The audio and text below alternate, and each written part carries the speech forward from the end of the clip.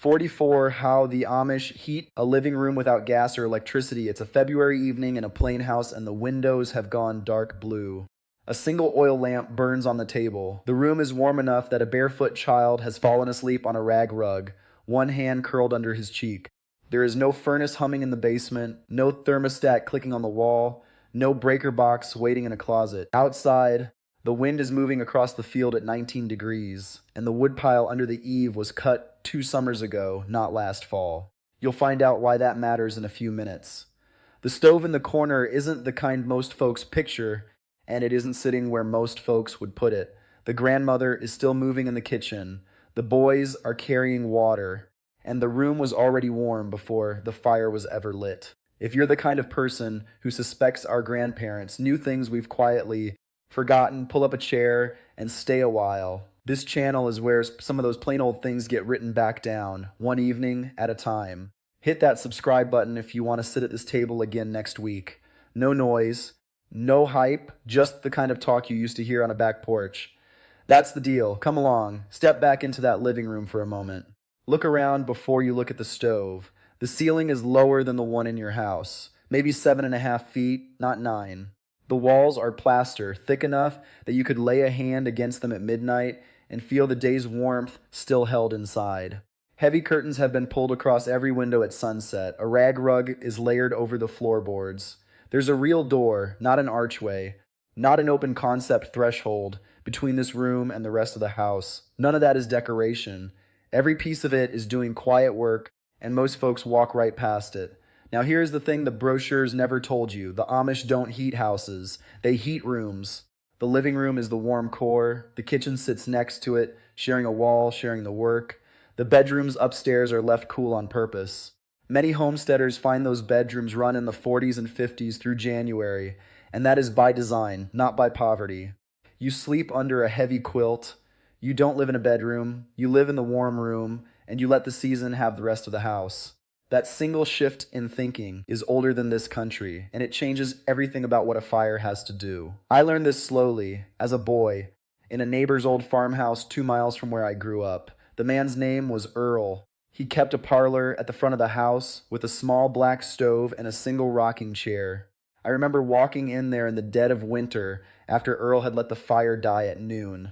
The room was still warm at 3 in the afternoon.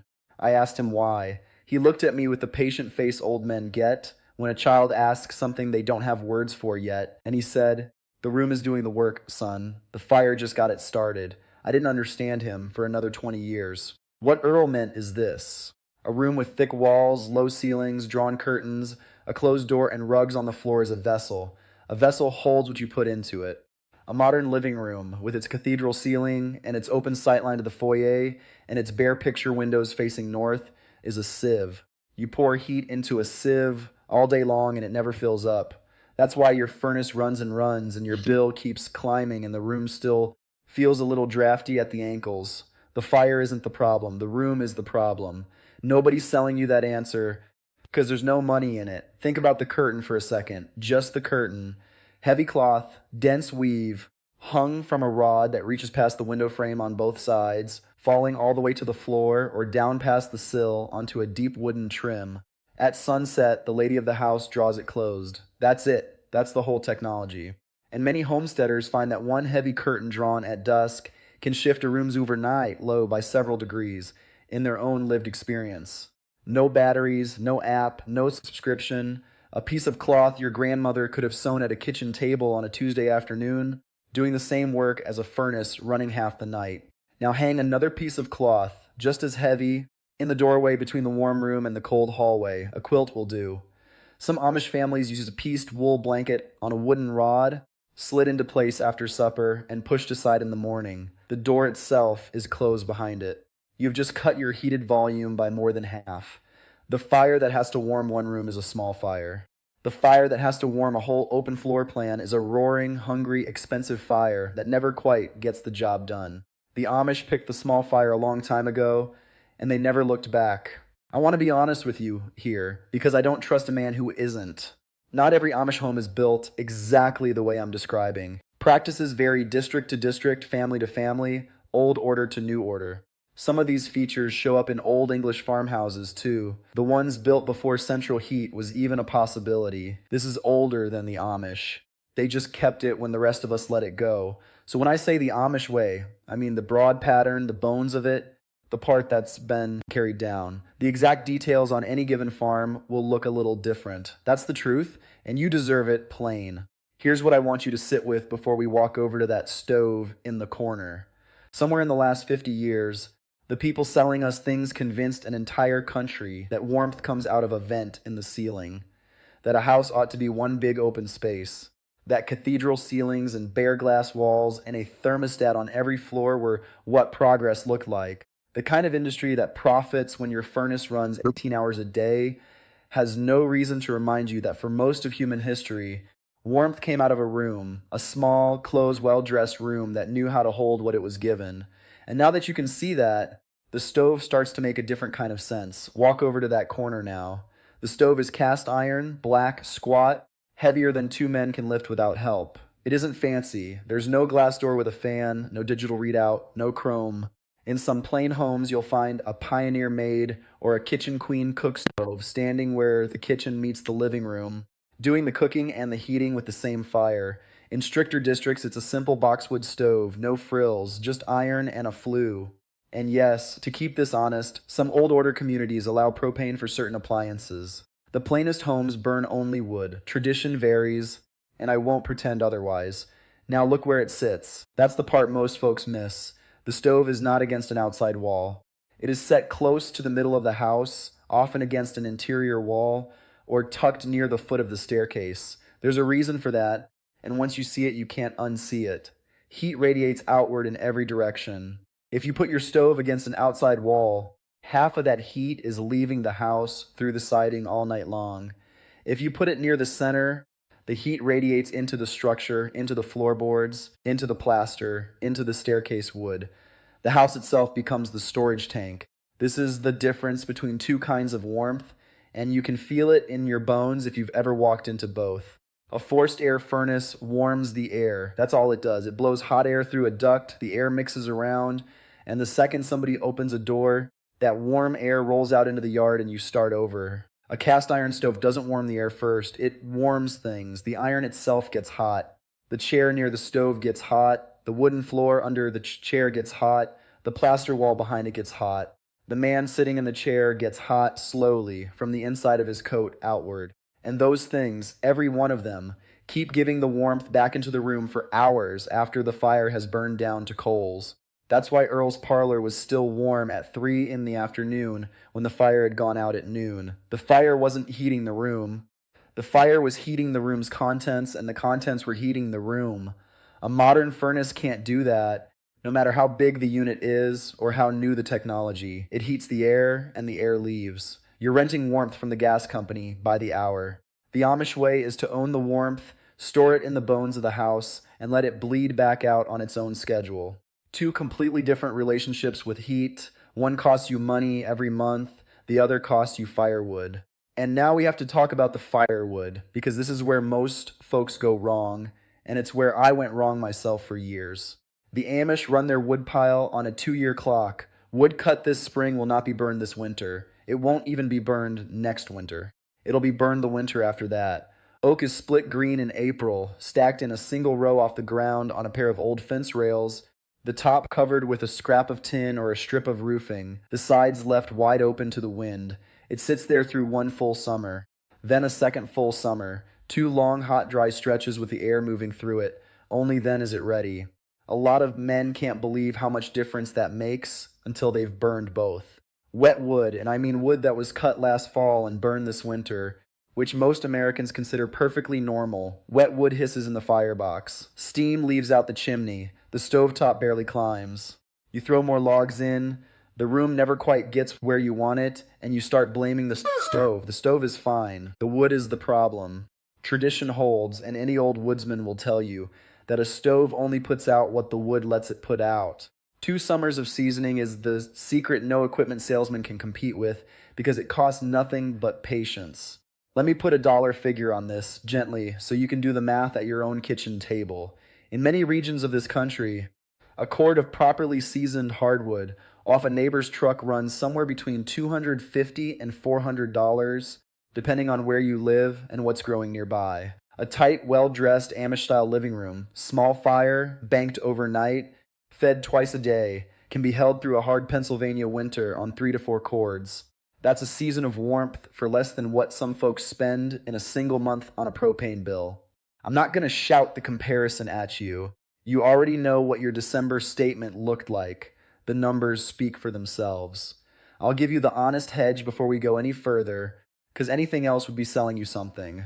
A wood stove is real work. It is. It needs to be fed before bed and again before dawn, and the ash bucket has to be carried out twice a week, and the chimney has to be swept once a season, or you'll regret it. The Amish accept that work as part of the day, the same way they accept feeding the horses and pulling the milk. Modern folks have to decide whether they're willing to. There's no shame either way. But the warmth follows the work, and there's a fourth layer to this whole thing that nobody talks about, the layer that has nothing to do with the stove at all. The fourth layer is the family itself, and once you see it, the whole picture finally clicks.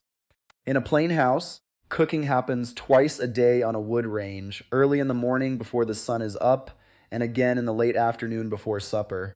That's 2 long stretches of a hot oven, a simmering kettle, and a wet pot of something on the back burner. Heat pours into the air.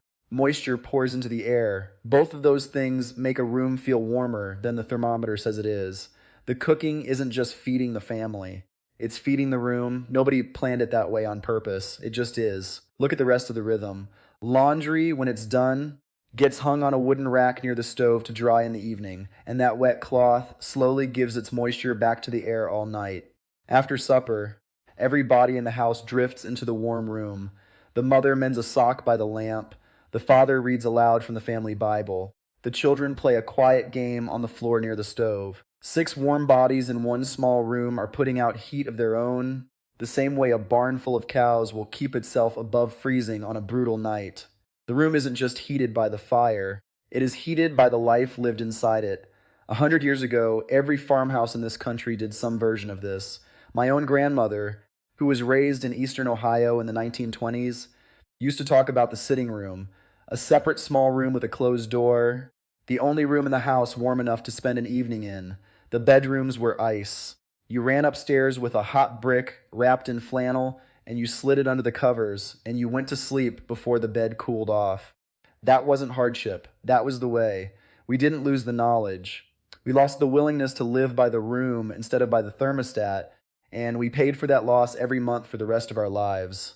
Somewhere along the line, the kind of industry that profits when you heat 8 rooms to 72 degrees so you can sit in one of them sold this country a story. They called it progress. Open floor plans, cathedral ceilings, picture windows facing every direction. A thermostat on every floor and central air to match. It looked like wealth. It felt like wealth. But it quietly cost us the warm core of the home, and it locked the family into a monthly payment that doesn't ever stop. Tradition holds that you heat the room you're in, and you leave the rest of the house to the season. Somebody made a lot of money convincing us that was beneath us. Now, I'm not asking you to become Amish. I'm not asking you to tear out your furnace or build a new house. I'm asking you to do 3 small things this week and see what happens. First, hang a heavy curtain or a quilt across one doorway in your home between the room you live in and the rest of the house. Just one. Pull it closed at sunset. Second, move your chair or your recliner closer to whatever heat source you already have, and put a rug under it if the floor is bare. Third, find a man with a chainsaw and start a small stack of next year's firewood now, even if you don't own a stove yet. That stack is a promise to yourself. Every one of those steps is a step toward agency. None of them needs permission. None of them needs a permit. None of them needs a credit card on file with a company that charges you every month for the rest of your life. They're small, plain things a man or a woman can do on a Saturday with hands they already have. And that, more than the stove, more than the wood, more than the room itself, is what I want you to carry away from this evening. Warmth is not something you buy. Warmth is something you keep in a room you've chosen to live in. Before you go, I want to ask you something, and I want you to answer it if you've got a minute. Down in the comments, tell me about the warmest room you ever sat in as a child. Whose house was it? What was the stove? What time of year? Was it your grandmother's kitchen with a pot of something on the back burner? Was it an uncle's parlor with a black iron stove and a dog asleep on the rug? Was it a winter cabin somewhere up north? I read every one of those, and I think the people watching this would too. There's something worth saving in those memories, and the comment section is where they get saved. It's near midnight now in that plain house we started in. The stove has been banked down for the night, one big log laid across the coals, the damper closed halfway. The grandmother has gone to bed. The boys are upstairs under their quilts. The room is still warm. It will still be warm at 5 in the morning when the father comes down to open the damper and lay on the kindling. Warmth, it turns out, was never really about the fuel. It was about how a family chose to live in a room. Next time, we'll sit in that same kitchen and talk about the jar on the back of the stove, and how plain women keep a winter's worth of meat without a freezer, without a single watt of power, and without ever once trusting it to a machine. Good night for now.